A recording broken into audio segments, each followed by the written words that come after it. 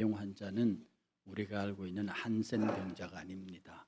아주 지독한 피부병이 있는 집입니다. 왜냐하면 이때는 나병 환자는 사람들과 같이 교제할 수 없었어요.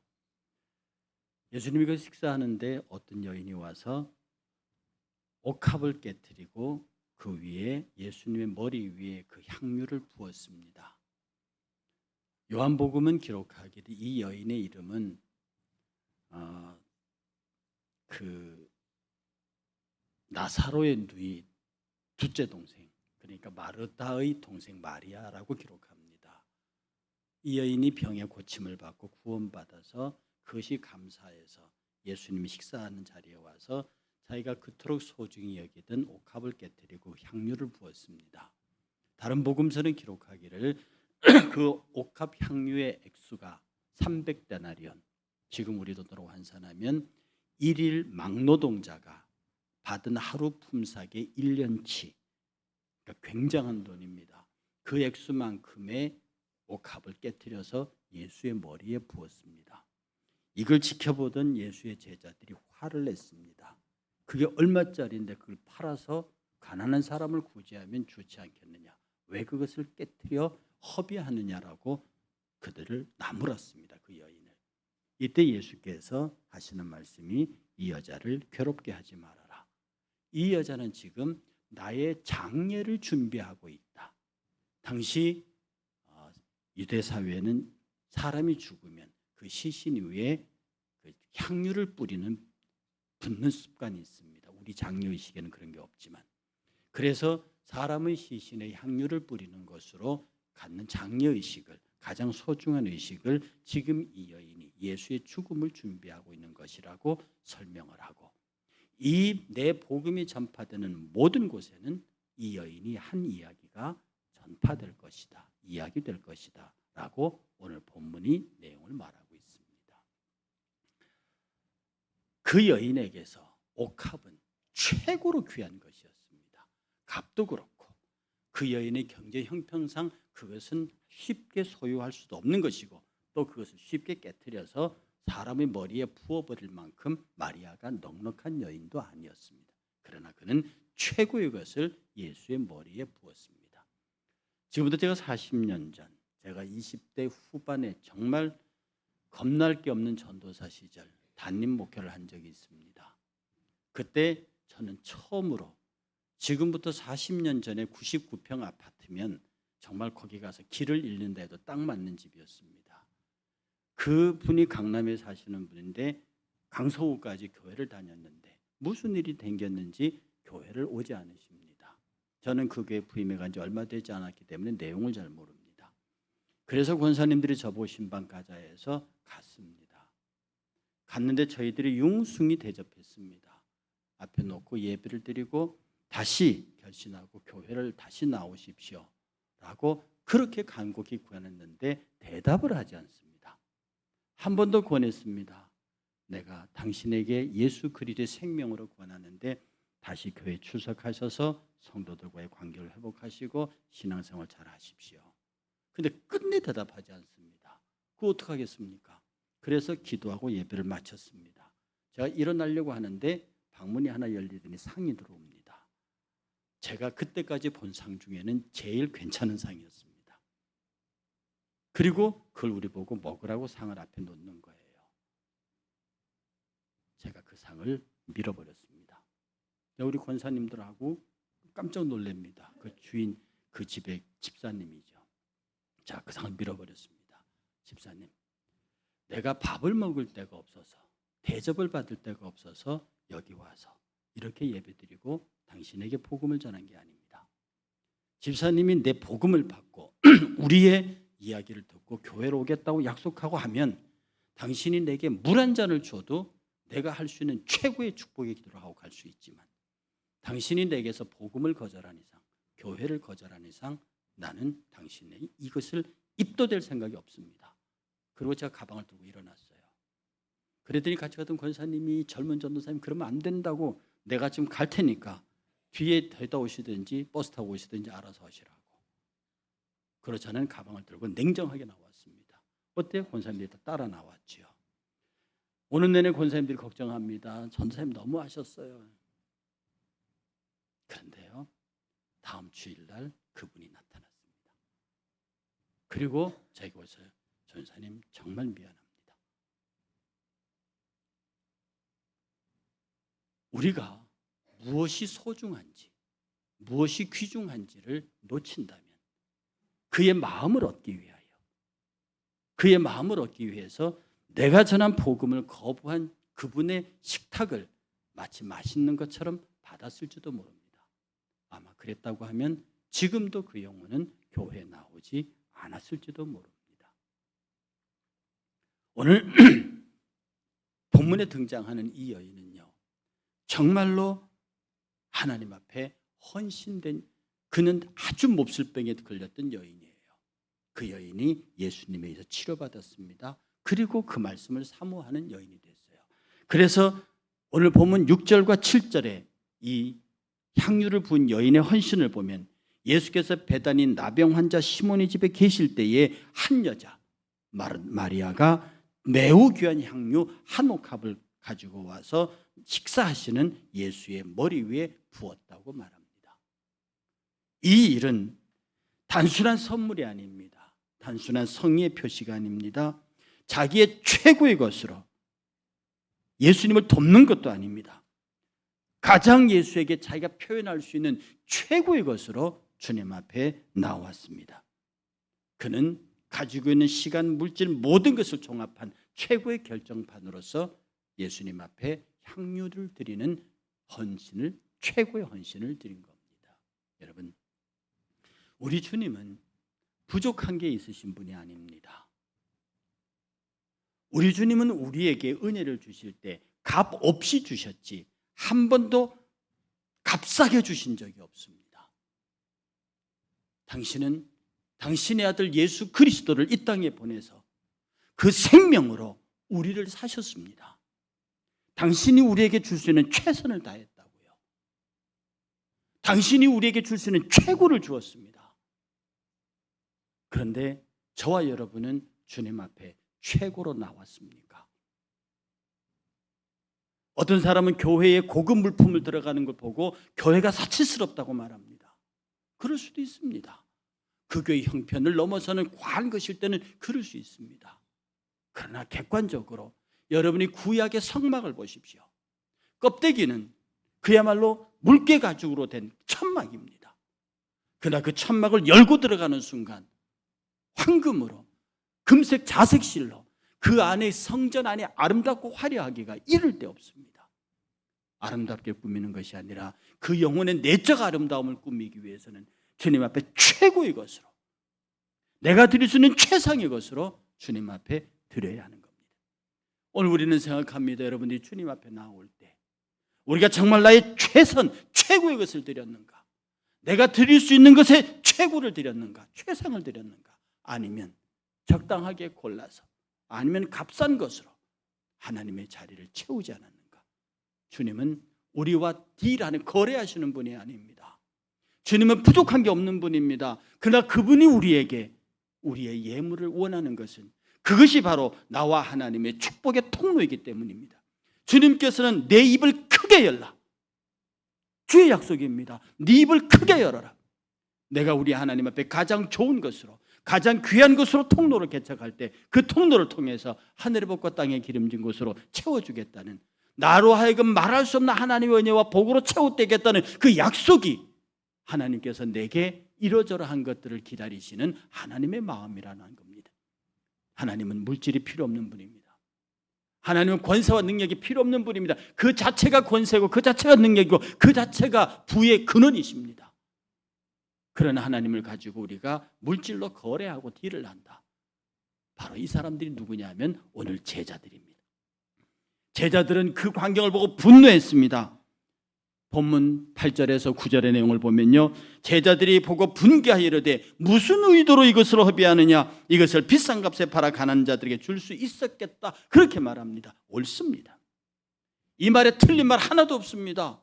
아니, 노동자 1년치 임금을 한꺼번에 부어버리다니 이런 경우가 어디 있느냐? 이것을 팔아서 가난한 자를 도우면 얼마나 많은 사람을 도울 수 있겠고 우리가 얼마나 많이 백성들에게 인정을 받겠느냐. 여러분, 예수님의 하시는 일에 저항했던 사람들은요, 전부 그 대답이 논리정연하고 합리적이고 정당했습니다. 비유 가운데 그것이 있습니다. 왕이 잔치를 배설해놓고 초청장을 보냅니다. 다 초청장 일일이 다 지목해 초청장 보내고 그들에게 예복, 초청장과 예복을 다 보냈습니다. 그런데 못 온다는 사람의 이유가 뭡니까? 왕이시여, 내가 장가를 가서 못 갑니다. 내가 집을 사서 못 갑니다. 밭을 샀어요. 내가 이러니 갈 수가 있습니까? 내가 장가를 갔으니 아내와 같이 있어야 되고, 내가 집을 샀으니 집을 보러 가야 되고, 내가 소를 샀으니 소를 보야 되고, 내가 밭을 샀으니 밭을 보러 가야 되지 않습니까? 그 모든 이유가 너무나 합리적입니다. 그런데 왕은 뭐라고 말합니까? 군사를 보내서 전부 진멸하고 사거리에 나가서 눈에 보이는 대로 잡아다가 잔치를 채우라고 말합니다. 예수님이 예루살렘 성문을 들어갑니다. 마지막 날에 들어갈 때 무화과 나무가 있어요. 무화과 나무 잎이 그득했습니다. 무화과 나무가 충만했다고요. 예수님이 거기 가서 열매를 찾습니다. 없었거든요. 왜? 성경은 기록하기를 그때는 무화과의 때가 아니라고, 무화과가 열매 맺을 때가 아니라고 그랬습니다. 그러므로 무화과 열매가 맺을 수 없는 계절에 거기에 열매를 찾으시는 예수님이 잘못한 거죠. 그런데 예수님은 잎만 무성한 무화과를 저주하셔서 그날로 그 나무가 말라 죽습니다. 주님의 메시지는요, 어설픈 인간의 합리나 어설픈 인간의 논리를 주님 앞에 세우지 말라는 겁니다. 주님이 무화과 나무의 열매를 요구하면 내놔야 한다는 뜻입니다. 주님이 부르면 와야 한다는 뜻입니다. 오늘 제자들은 이게 말이 되느냐라고 말했을 때 주님 말합니다. 말이 된다. 지금 이 여자는 나의 장례를 준비하고 있는 거다. 그런데 이 제자들의 분노가요, 습관적이에요. 이것만 화낸 게 아닙니다. 성경에 보면요, 마태복음 15장 23절에 보면 두로 여자에게 화를 내요. 예수는 한 말씀도 대답하지 않으시니 막 낫게 해주세요 막 뭐라고 하니까 예수님 대답을 안 하거든요. 그랬더니 제자들이 와서 말하되 그 여자가 우리에 대해서 소리를 지르니 그를 보내소서. 화를 내면서 예수님에게 말합니다. 예수님 안 들어주시려고 빨리 보내버리십시오 라고 예수님이 어떻게 할지에 대한 이해도 없이 그냥 예수님에게 화를 냅니다. 그 다음에 마태복음 19장 13절에 보면요, 그때 사람들이 예수께서 안수하고 기도해 주심을 바라고 어린아이를 데리고 오매 제자들이 또 화를 냈습니다. 어린아이를 데려오니까 왜 어린 것들을 데려왔냐고 소리를 지른다는 거죠. 그 다음에 제자들이요, 마태복음 20장 24절에 보면 요한과 야곱의 어머니가 우리 아들은 이쪽에 하나들은 이쪽에 주의 좌우에 앉게 해주십시오 그랬더니 10 제자들이 막 화가 나서 예수님에게 퍼붓는 기사가 거기 있습니다. 여러분, 참 묘한 것은요, 이 이야기들이 하나도 논리적으로 틀리지 않다는 겁니다. 아니 어떻게 감히 우리가 있는데 당신 두 아들을 좌우에 앉힌단 말이냐. 어린아이들은 인구 실자세대 숫자에 넣지도 않는데 왜 이 회중에 데려와서 우리를 귀찮게 하느냐. 저 뒤에서 그렇게 소리를 지르면 예수님 뭐라고 말을 해주세요. 말을 하니까 저 여자 계속 소리를 지르잖아요. 그들이 예수에게 화를 내는 것 하나도 굳이 따지자면 그들의 주장이 틀리지 않습니다. 그러나 예수님은 그들을 책망하시는 거죠. 오늘 이 여인의 이야기로 와서 이 여자가 내게 기름 붓는 의미를 너희들은 모르느냐.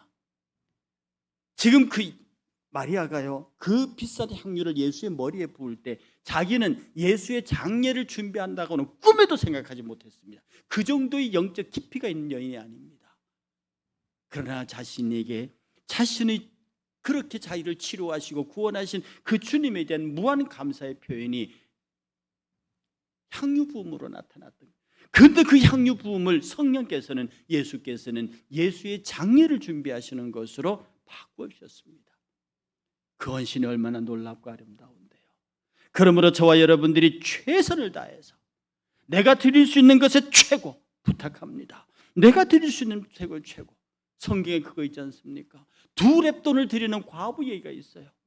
예수님이 뒤에서 헌금하시는 모습을 지켜봅니다. 어떤 부자들은 뭉칫돈을 집어넣어요. 그런데 어떤 여인은 와서 2렙돈, 우리나라 돈으로 500원, 600원도 안 되는 작은 돈을 집어넣습니다. 그런데 예수님께서 그 여인을 지목해서 말하기를 저 여자가 제일 많이 헌금했다 그랬습니다. 제자들이 놀라서 아닌데요. 주님의 대답은 저 사람들은 많은 것 중에 일부를 드렸지만 저 여자 2렙돈은 그의 생활비다. 그러므로 그가 제일 많다라고 얘기합니다. 주님이 받고 싶어하는 것은 우리가 드릴 수 있는 우리의 마음, 우리의 정성으로 표현할 수 있는 최고를 원하세요. 주님은 당신이 최고가 아니기 때문에 그런 게 아닙니다. 우리에게 최고로 축복하시기 위해서, 우리를 최고로 대접하시기 위해서 그가 원하는 것은 나를 그렇게 귀하게 여겨줄 수 없느냐는 겁니다. 여러분, 여러분의 성의 속에서 주님을 얼마나 귀하게 여겨보셨습니까?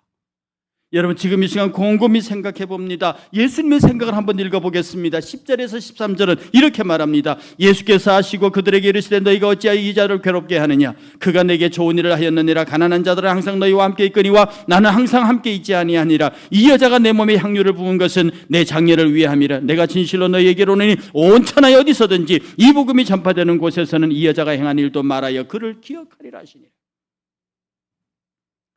여인의 한 일을 당신의 장례로 바꾸시고, 그리고 이 여자가 한 일은 이 장례 이후에 일어날 복음의 역사가, 복음이 전파되는 곳마다 이 여인의 헌신이 이야기될 것이라고 하는 것. 사람의 눈에는 허비하는 것으로 보일 수 있습니다. 쓸데없는 짓으로 보일 수 있습니다. 그러나 주님의 눈에는 그것은 다시 반복될 수 없는 위대한 헌신으로 보인다는 겁니다. 그러면 우리가 이 시간 조용하게 우리의 헌신을 돌아봐야 합니다. 정말로 헌신하는 사람은 소리 지르지 않습니다. 정말로 헌신하는 사람은 다투지 않습니다. 정말로 헌신하는 사람은 자기의 드림을 부족하게 느끼는 사람입니다. 마리아가 그 향유를 부으면서 무슨 말이라도 했습니까? 그냥 감사와 그냥 사랑에 겨워서 예수의 머리 위에 그 향유를 부었다는 거죠. 오히려 그 광경을 보던 제자들이 소리를 질렀습니다. 그럼 우리는 우리 인생 속에서 예수를 어떻게 대접했습니까?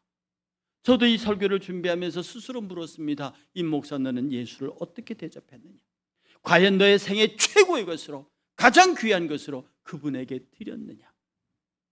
미켈란젤로가요, 이 성전 청장의 천지창조의 그림을 그릴 때, 그 시스테나 성당의 천지창조 그림을 그릴 때 사람들이 노구를 생각하셔서 살살하십시오.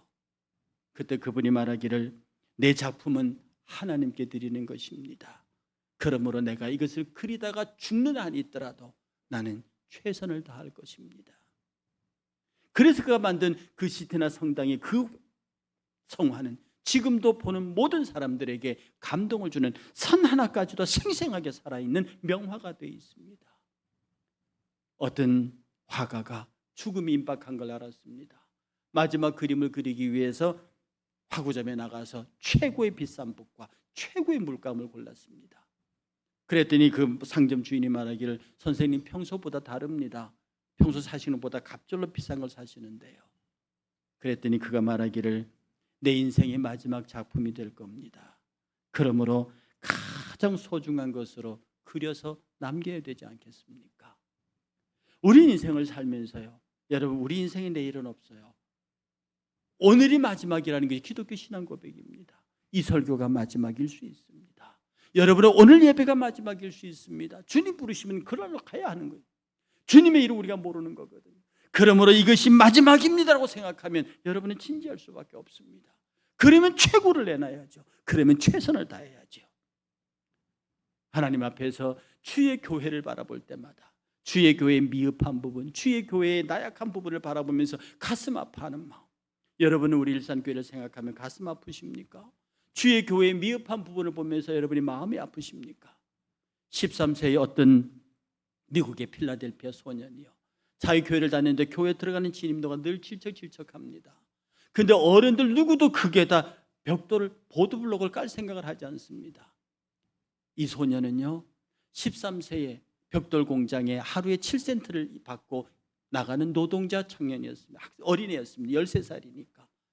그래서 그는 하루에 벽돌 한 장씩을 벽돌 공장에 사기로 하고 한 장씩 갖다가 거기다 놨습니다. 그렇게 하면 2년이 걸리는 거예요. 이 소년은 그 교회를 바라볼 때 진임돌 볼 때마다 마음이 아팠습니다. 그래서 벽돌 하나를 하루에 하나씩 사기로 한 거죠. 그 일은 기적을 불러왔습니다.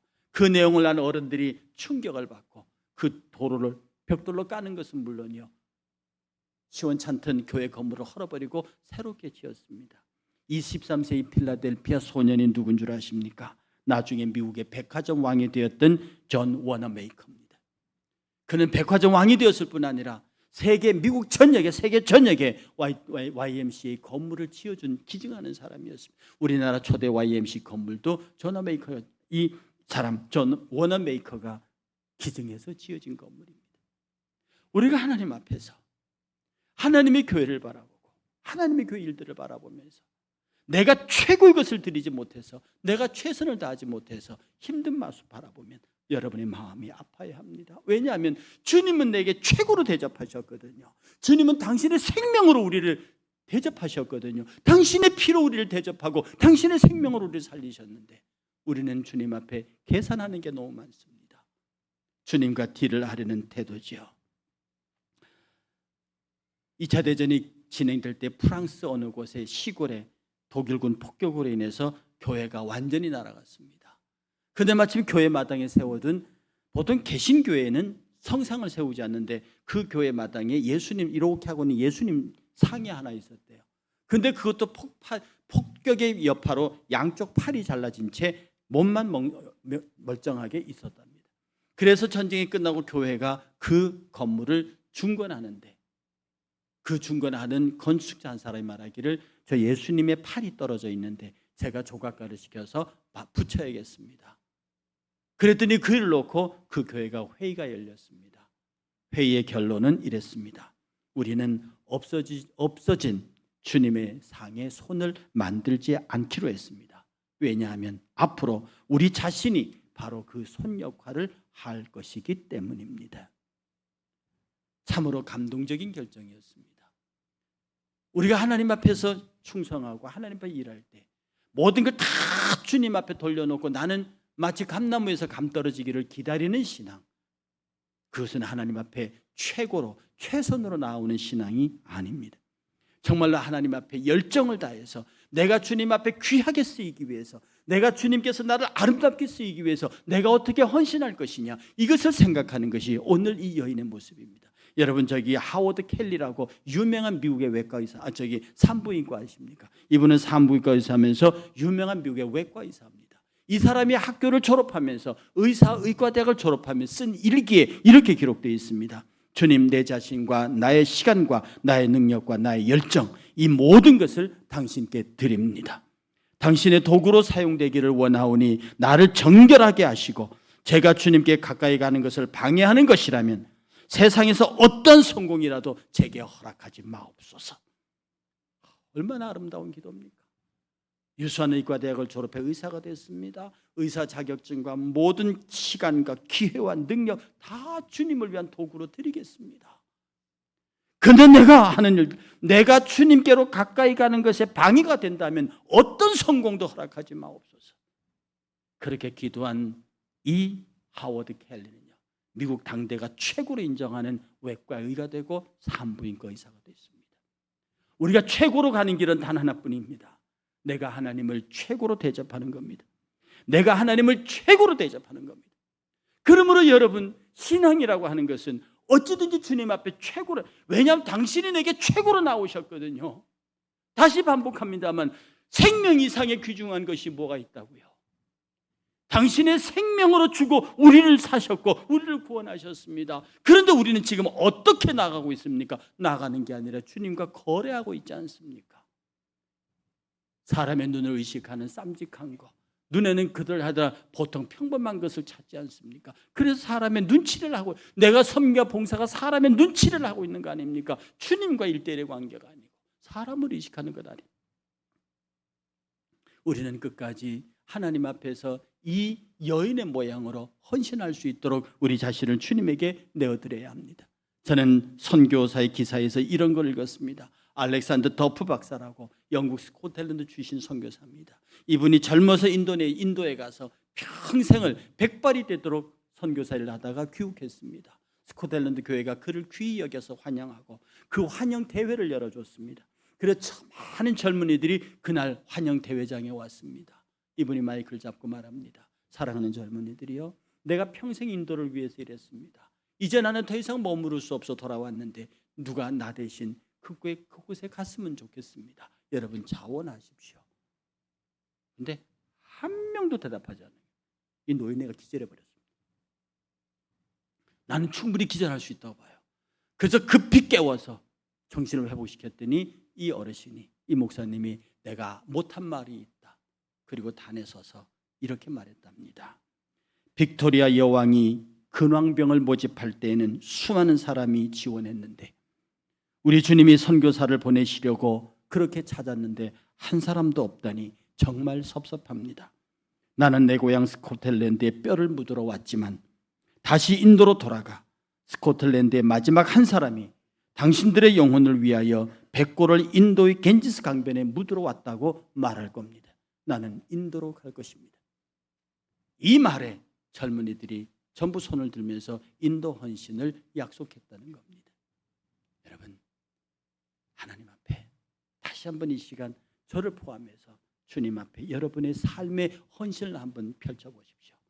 정말로 주님을 최고로 대접했습니까? 내가 더 이상 할 수 없는 최선의 옥합을 그 앞에 깨뜨려 보신 적이 있습니까? 주님은 당신의 생명을 깨워주셨는데, 아버지 하나님은 당신의 아들을 내어놓으셨는데, 그 아들은 십자가를 주시고 죽기까지 우리를 사랑하사 아버지도 순종했는데 나는 주님과 거래하고 있지 않습니까? 사람의 눈을 의식해서 적당한 것으로 때우고 있지 않습니까? 주의 성령이 슬퍼하십니다. 이 여인이 하는 일은 복음이 전파되는 곳마다 이 얘기가 말되어질 것이다. 그 얘기가 지금 우리에게 들리고 있습니다. 그리고 그 여인은 지금도 우리를 바라보면서 나의 300데나리온 옥합처럼 일산교회 성도 여러분들의 가장 귀한 것이 주님 앞에 부어지기를 원합니다. 그 여인의 음성이 들리십니까? 그 음성을 따라서 우리도 주님 앞에 최고로 헌신하고 최고로 드릴 수 있는 최선의 성도, 그래서 가장 복이 있는, 하늘에 응답받는 복이 있는 성도 되시기를 주의 이름으로 축복합니다.